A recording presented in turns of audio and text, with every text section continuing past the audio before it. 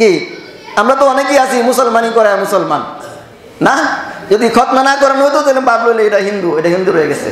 আমরা তো অনেকেই এরকম মুসলমান।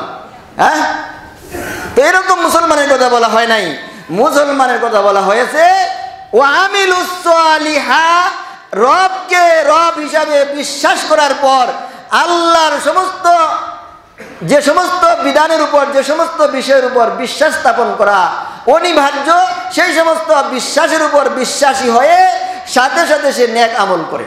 ওয়ামিলুস সালিহাত কানাত লাহুম জান্নাতুল ফিরদাউসি নুজুলা, আল্লাহ বলেন তাদের জন্য আমি জান্নাতুল ফিরদাউসের মেহমানদারির ব্যবস্থা করে রেখেছি।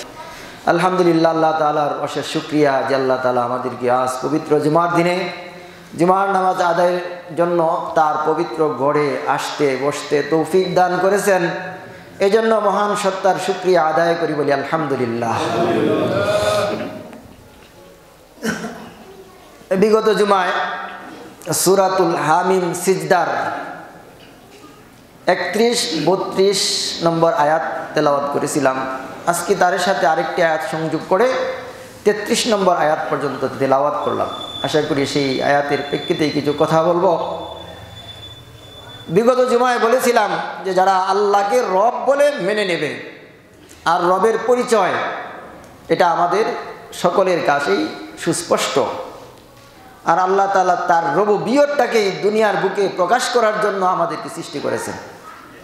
হাদিসে পাকের মধ্যে আল্লাহ রসুল বলেন, আল্লাহ তাআলা বলেছেন, আনা কানজুন মুখফিয়ুন ফাআরাদতু আন উরাফু ফাখালাকতু খালকা, যে আমি হলাম গোপন, আমি রব প্রতিপালক হিসাবে আমি গোপন, আমি চাইলাম আমি প্রকাশিত হতে, তাই আমি আমার সৃষ্ট জীবকে সৃষ্টি করেছি। আল্লাহর এই কুল কায়নাতের সমস্ত সৃষ্টিকুল আমাদেরকে সেদিকেই পথ দেখায় যে আমাদের একজন সৃষ্টিকর্তা রয়েছেন, তিনি অনন্য, অতুলনীয়, অসীম, যার সাথে দুনিয়ার কোনো কিছুর তুলনা চলে না। এমনই শক্তিধর, এমনই ক্ষমতার অধিকারী তিনি এক সত্তা, যার কোনো কাজের মাঝে, কোনো কিছুর মাঝে কারো সহযোগিতার প্রয়োজন পড়ে না। আল্লাহ তাআলা সেই আসমান এবং জমিনকে সৃষ্টি করেছেন। ওমা ইয়ামাসসু ফীহিল লুগুব, আল্লাহ তাআলা এই আসমান এবং জমিন সৃষ্টির মাঝে, সৃষ্টি করার মধ্যে আল্লাহ তাআলাকে ক্লান্তি ধরে নাই, ক্লান্তিও স্পর্শ করে নাই। আল্লাহ তাআলা অনন্ত, অক্লান্তি, অপরিশ্রান্ত ও আপনার অতুলনীয়, যার কোনো কাজে কখনো পরিশ্রম আসে না।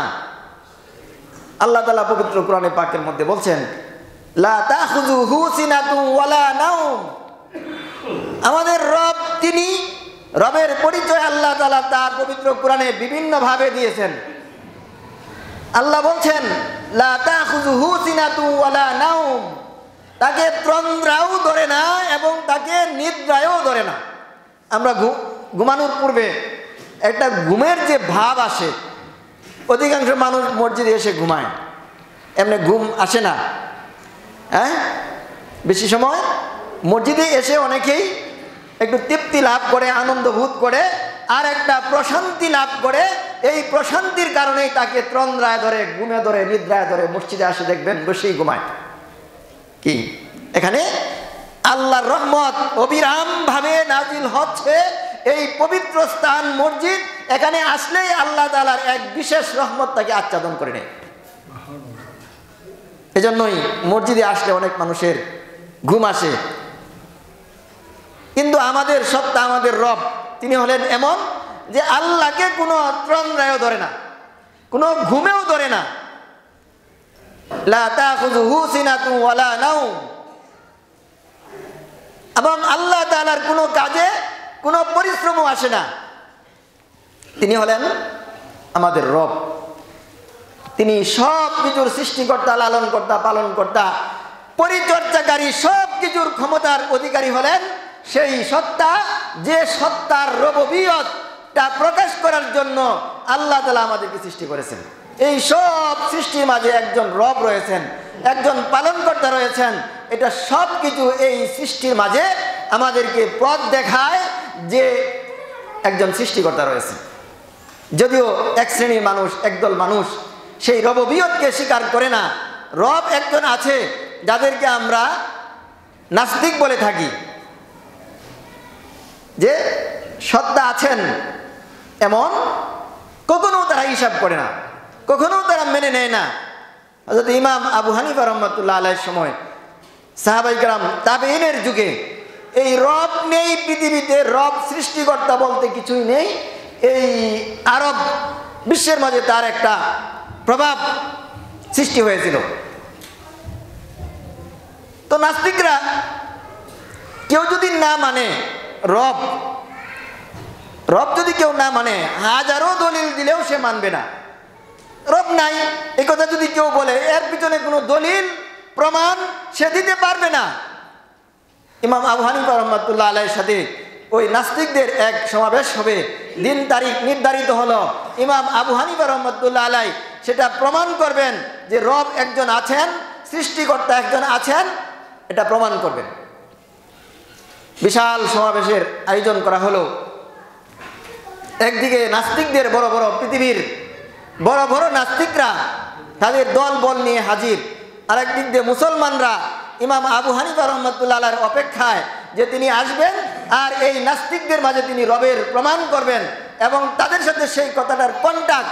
যদি রবকে প্রমাণ না করতে পারেন ইমাম আবু হানিফা, তখন ইমাম আবু হানিফা তাদের মত আদর্শে আদর্শিত হবেন।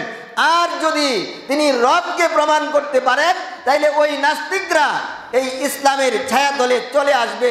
এই কন্টাকে উপনীত হয়ে হযরত ইমাম আবু হানিফা এই নাস্তিকদের সাথে তিনি মুনাজারা করবেন। দিন তারিখ নির্ধারিত হলো, সময় নির্ধারিত হলো, নাস্তিকরা উপস্থিত, মুসলমানরাও অপেক্ষায়। মুসলমানদের পক্ষে মুনাজারে আজম, যুক্তি তর্ক পেশ করবেন ইমাম আবু হানিফা রাহমাতুল্লাহ আলাইহি। কিন্তু ঘটনা হলো ইমাম আবু হানিফা রাহমাতুল্লাহ আলাইহি যাচ্ছেন না সেই সমাবেশে। দীর্ঘ সময় কেটে গেল, এদিকে হইহুল্লাহ শুরু হয়ে গেল। ওই নাস্তিকরা তারা জয় স্লোগান দিতে শুরু করলো যে তোমাদের পরাজয় হয়েছে, তোমাদের যে মুনাজের, তোমাদের যে ইমাম, ইনি তো ভয় পেয়ে গিয়েছেন, উনি তো আসতেছেন না, উনি তো আসবেন না। আর মুসলমানদেরও তখন আর কোনো জবাব ছিল না, তারা খালি নীরবে শুনতেই ছিলেন। ঠিক এমন একটা পরিবেশে ইমাম আবু হানিফা রাহমাতুল্লাহ আলাইহি যায় উপস্থিত হলেন।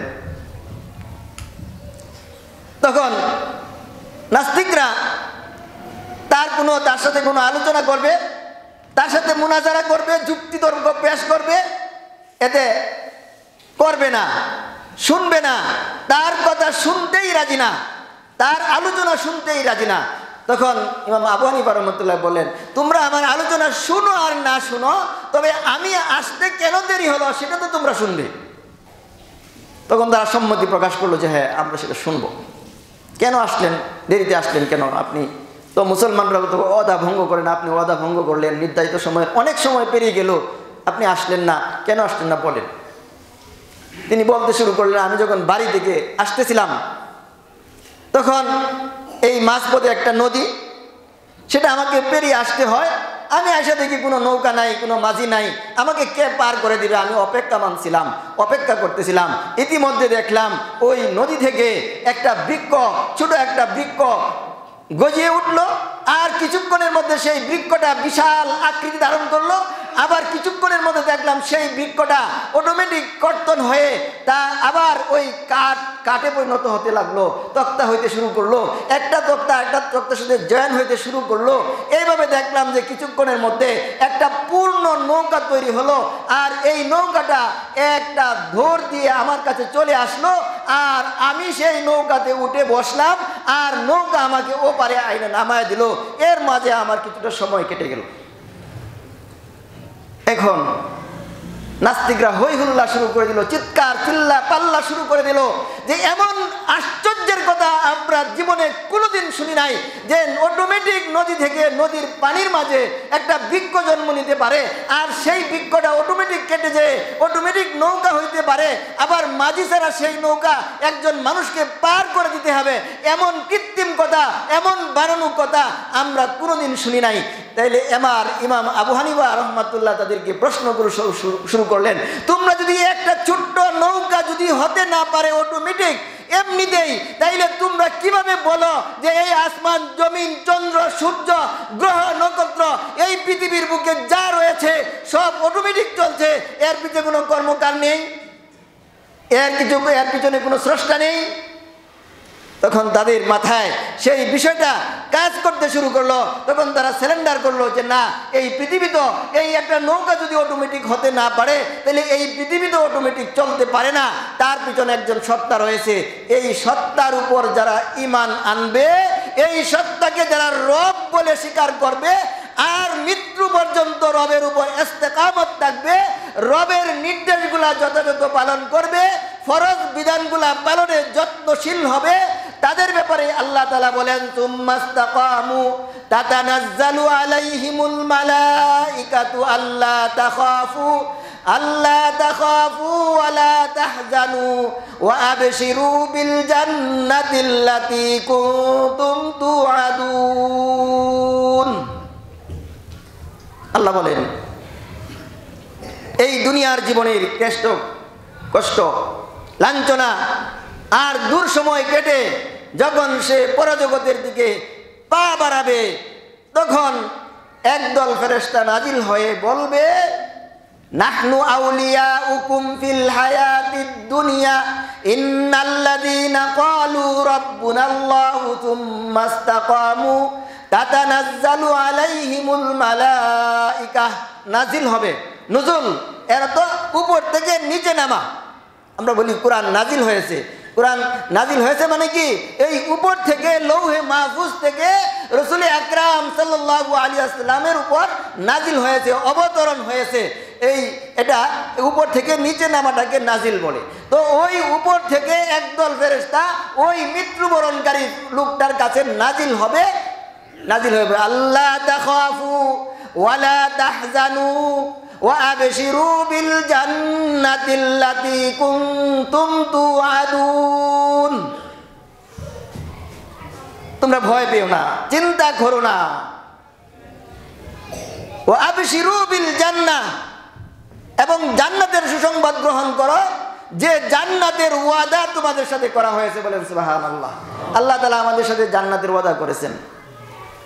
যারা নেককার, যারা মুত্তাকি, যারা দিনদার, তাদের জন্য আল্লাহ তাআলা জান্নাতের ওয়াদা করেছেন। ইন্নাল্লাযীনা আমানু ওয়া আমিলুস সলিহাতি কানাত লাহুম জান্নাতুল ফিরদাউসি নুজুলা খালিদিনা ফিহা লা ইয়াবগুনা আনহা হিওয়ালা। আল্লাহ বলেন, ইন্নাল্লাযীনা আমানু ওয়া আমিলুস সলিহাত, যারা ঈমানদার, রবের উপর বিশ্বাস স্থাপনকারী, যে সমস্ত বিষয়ের উপর ঈমান আনা জরুরি সেই সমস্ত বিশ্বাসী, এবং সাথে সাথে শুধু বিশ্বাসী নয়, শুধু নামে মাত্র মুসলমান নয়, মুসলমানই করে খতনা করে মুসলমানরা। এই ওয়াদা কে করেছেন? কাদের জন্য করেছেন? ইন্নাল্লাযীনা আমানু ওয়া আমিলুস সলিহাত, যারা ঈমানদার এবং সাথে সাথে নেক আমল করে, তাদের জন্য আল্লাহ ওয়াদা করেছেন।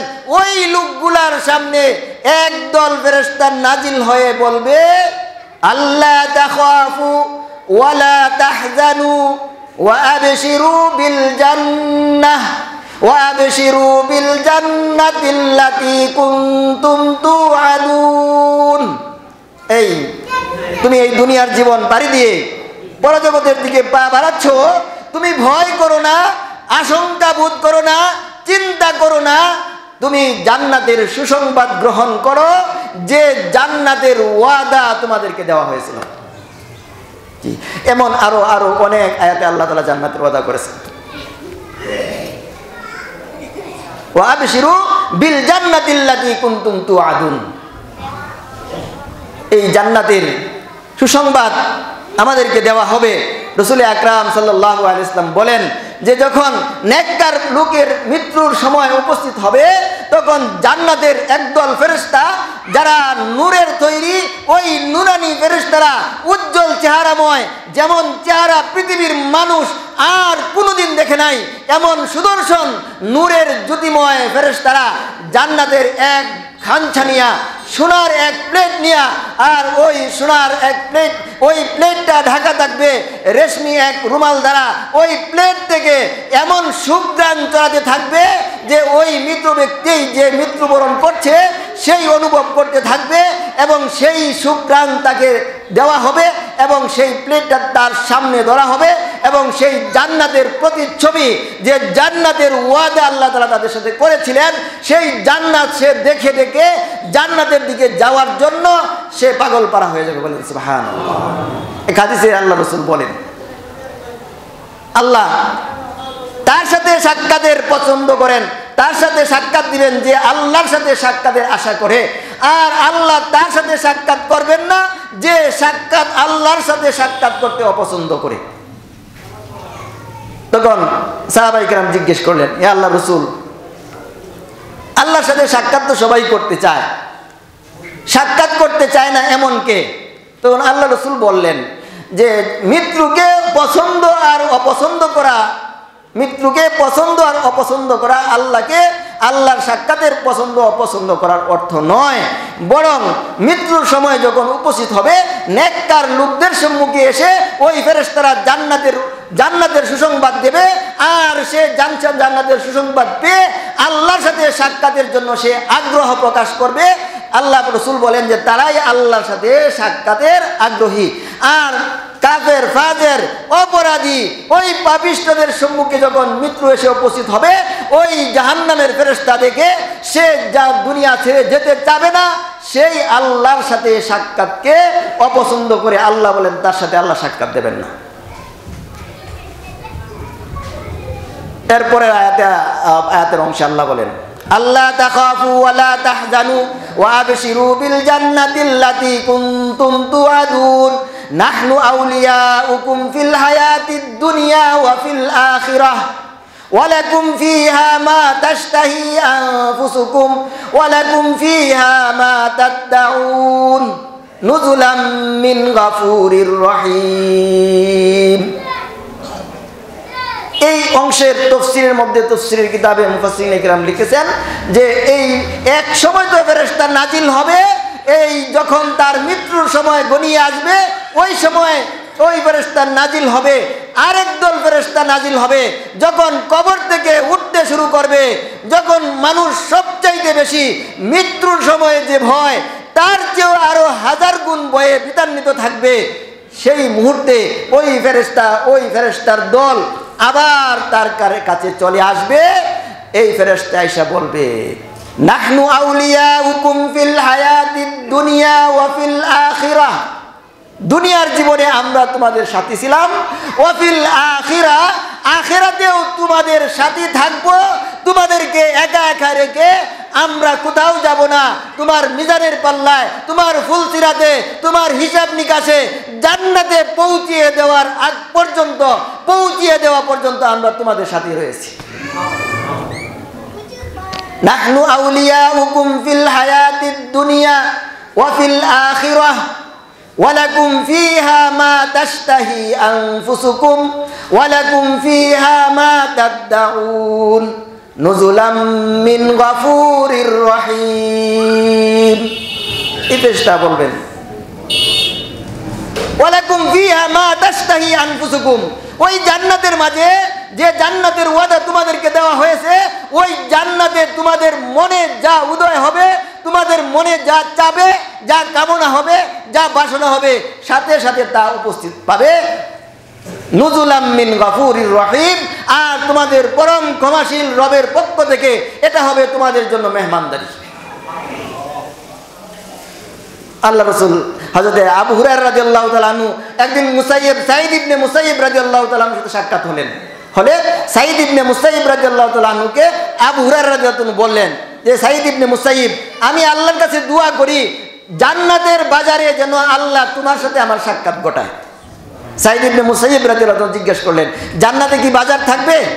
তখন আবু হুরায়রা রাদিয়াল্লাহু আনহু বললেন যে হ্যাঁ, আল্লাহ রাসূল বললেন যে জান্নাতে বাজার থাকবে।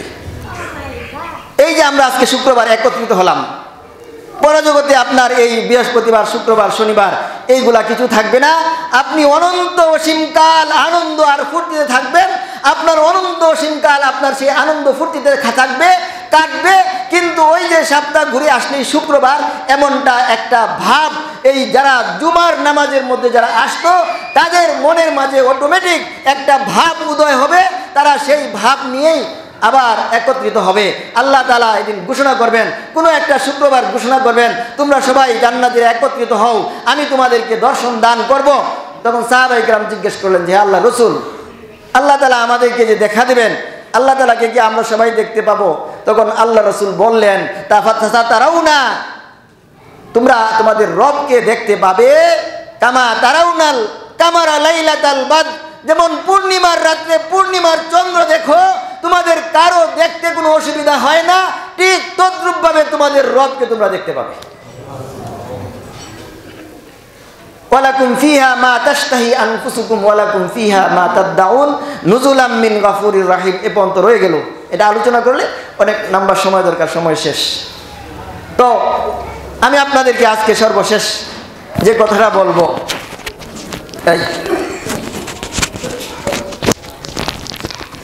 আমি যে কথাটা শেষ আপনাদের কথা বলতে চাই, আমরা মুর্শিদাবাদ ইমাম উলামা পরিষদ